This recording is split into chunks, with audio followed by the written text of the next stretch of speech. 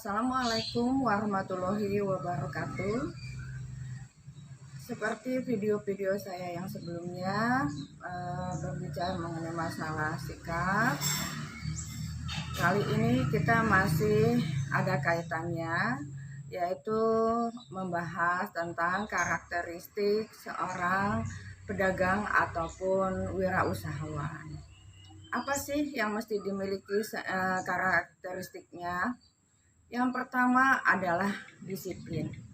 Disiplin itu artinya kalau kita sudah punya niat untuk berdagang, artinya kita punya rencana. Nah, rencana itulah yang mesti kita patuhi. Aturan yang kita buat itulah yang kita mesti tunjukkan kepada orang lain bahwa kita itu memang serius. Contoh, pasti kita punya jam kerja. Setiap pedagang memiliki jam kerja yang beda-beda.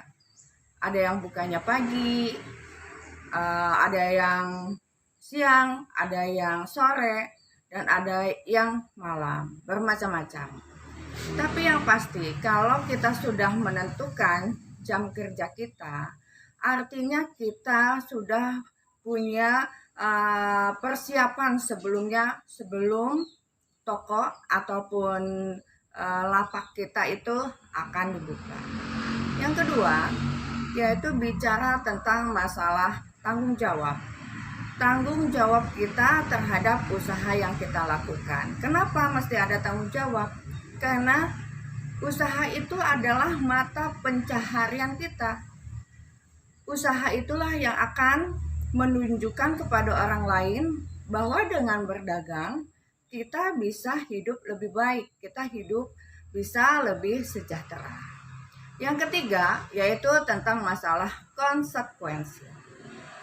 Setiap pekerjaan pasti ada konsekuensinya, yaitu misalnya lelah, kurang tidur, dan sebagainya. Itu mesti disadari bahwa jam kerja sebagai seorang pedagang ataupun jam kerja seorang wirausahawan itu boleh dikatakan tidak terbatas, tidak seperti orang kantoran. Nah, itu konsekuensinya. Yang kedua, ini kita bicara tentang masalah komitmen yang tinggi. Nah, bicara komitmen artinya kita bicara tentang target.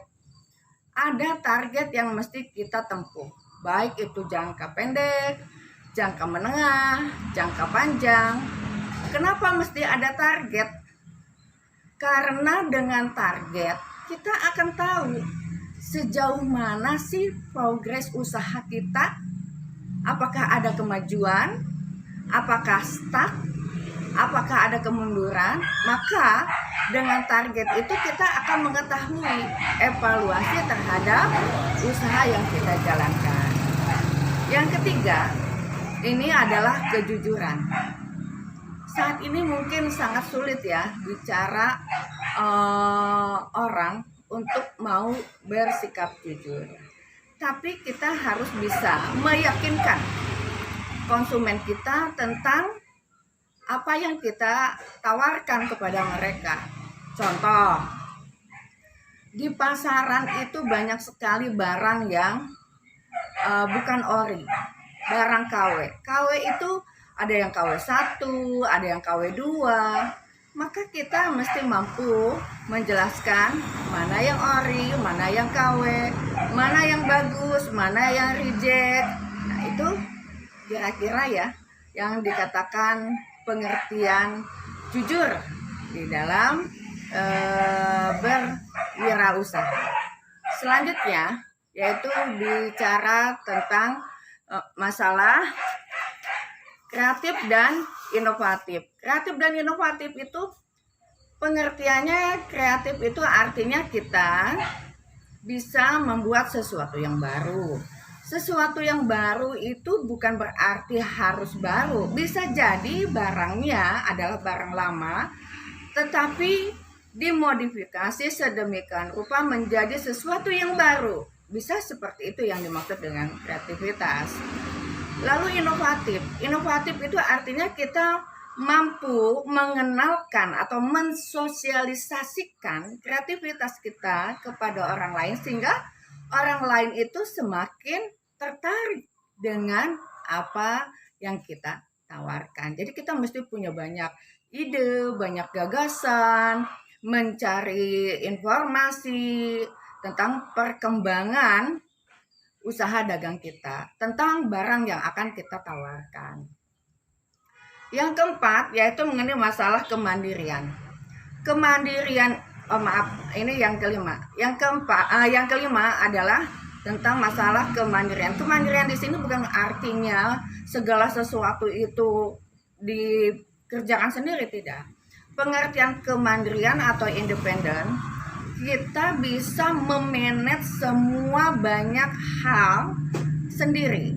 Sekalipun nanti ada pekerjaan yang kita berikan kepada asisten kita, maka kita tetap akan mampu mengawasi pekerjaan yang kita berikan. Nah, itu arti dari kemandirian, ya. Karena kita mesti memahami apa artinya memanage. Memanage itu artinya bisa jadi salah satunya memberikan tanggung jawab kepada orang lain supaya usaha kita itu tetap berjalan tapi di bawah pengawasan kita. Yang keenam, ini bicara tentang masalah realistis. Pedagang itu sangat realistis. Kenapa sangat realistis? Karena segala sesuatu itu mesti terukur, mesti dapat dihitung. Tidak mungkin kita akan menjual barang dengan harga yang sama seperti pada saat kita beli. Artinya, di dalam kita berusaha itu ada hitung-hitungannya. Berapa besarkah pengorbanan yang telah kita keluarkan di dalam usaha kita? Maka barang yang kita jual itu akan mendapatkan kelebihan untuk kita sehingga usaha kita dapat berjalan dengan lancar. Itu pengertian realistisnya.